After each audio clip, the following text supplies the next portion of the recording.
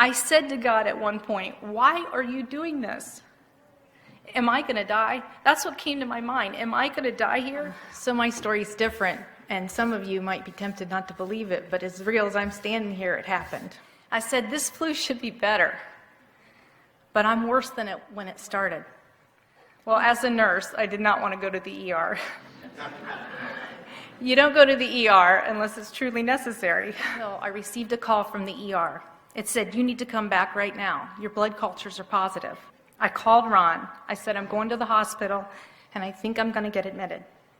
I knew more than anything else right now, I needed God's healing. I was admitted to Kettering on Wednesday morning. Now, I tried to be cheerful, and I tried to be pleasant. I wanted to show God as much as I could. Plus, I work at that hospital, and the last thing I wanted to do is write something nasty about me in my chart. It can be hard to be in the hospital, isolated from your family. I felt the deepest darkness settle over me.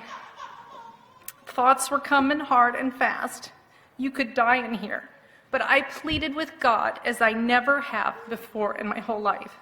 I said, God, please lift this darkness and this fear and bring me your peace and your healing. Let me feel your presence so that I know you're here. Because if you're here, everything will be okay. This lasted for a very long time. I remember saying, God, why are you ignoring me? I prayed that he would give me an experience with him that was beyond anything that I've ever experienced. I prayed that he would use this time to truly bring me into his presence. I refused to give up. I refused to back down, and I refused to stop praying. I knew there was one God, one healer, and he's the one that I needed to press my situation with. Now, what happened next is not easy to describe. My eyes were closed, and I was still praying. I thought maybe I was dreaming, but I was hearing the noises from my IV pump go off. I saw a window open up in my mind, a large space. I felt a presence in that room. I couldn't see the face, but I knew that I wasn't alone in that room. I knew it was God. I was totally terrified, as you can imagine, but I felt like I was being given an opportunity to press my case before him. And I asked him, can you imagine what would be the first thing you'd say to God? I said, why are you ignoring me? Why didn't you give me any peace when I needed it so badly? At first, nothing was said. I started to see photographs put in front of my face. I said, what are these? No answer. Every photograph in color that was put in front of me was a scene of my life. I didn't need an explanation. I knew the meaning of each picture. It was something I had said, something that I had done. I was seeing myself the way that God sees me. I confessed every single thing that he brought to my mind. This was extremely painful. I was sobbing. I had dishonored his character, and I had let him down. The one person who loved me enough to send his son to die for me, I had hurt. A voice began to speak to me very clearly. He told me some very personal things. I told him how sorry I was for hurting him. I was a broken person. Now, several times, I wanted to leave this space, this room that we were in. I was afraid of what he would show me next. He said to me, Faith, you could go whenever you want to. If this is too painful for you, you can leave.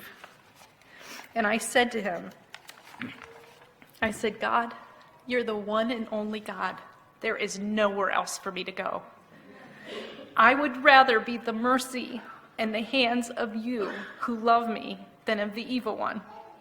Now, I honestly had no idea that things were not right between God and I. And I will tell you some things that he told me. He said to me, time is short. He said, we need to all be free of sin.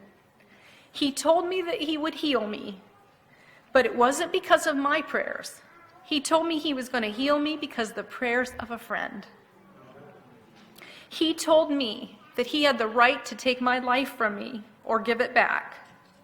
He didn't cause my sickness, but he allowed it to happen because he wanted my full attention. Now, I promise you, he had my full attention. It is very clear to me, God is not pleased with lukewarm, half-hearted relationship with him. He doesn't take to insincere prayers or repeated ones. I want to tell you the good news. I finally did feel his peace. Amen. Joy came over me like I honestly cannot describe to you. I thanked God for healing me. I thanked him for answering the prayers of my friends, and I thanked him for forgiving me even when I didn't deserve his mercy. He started to show me things. At one point, he showed me a glass. He said, "This glass is you."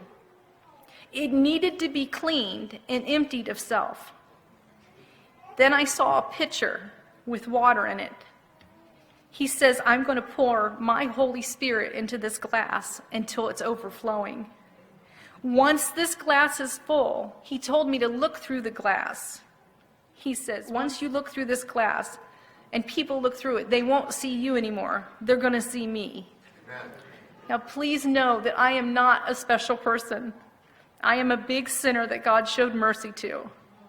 He explained to me that he was going to be doing this same process in the lives of many of his people. He said, any one of you that are willing to submit to him, he would clean up your glass and fill you with his Holy Spirit. He wants to raise up, and I'm using his words here, an army.